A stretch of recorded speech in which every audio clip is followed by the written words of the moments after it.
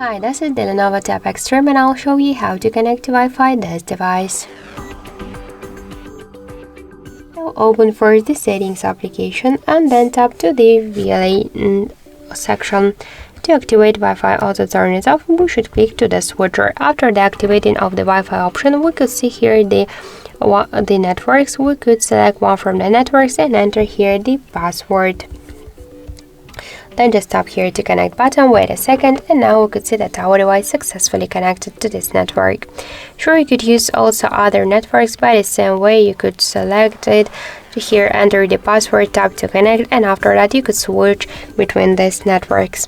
And also get one more way how we could do that, how we could connect our device to Wi-Fi. We should open the control panel and here you'll see the Wi-Fi icon. So just to activate this icon or to turn it on, off, we should just to activate Wi-Fi option or to turn it on, we should click to this icon, and if you want to launch Wi-Fi settings, just hold it for a while and that's it. So thank you guys for watching, and if you find this video helpful, leave thumbs up and subscribe our channel.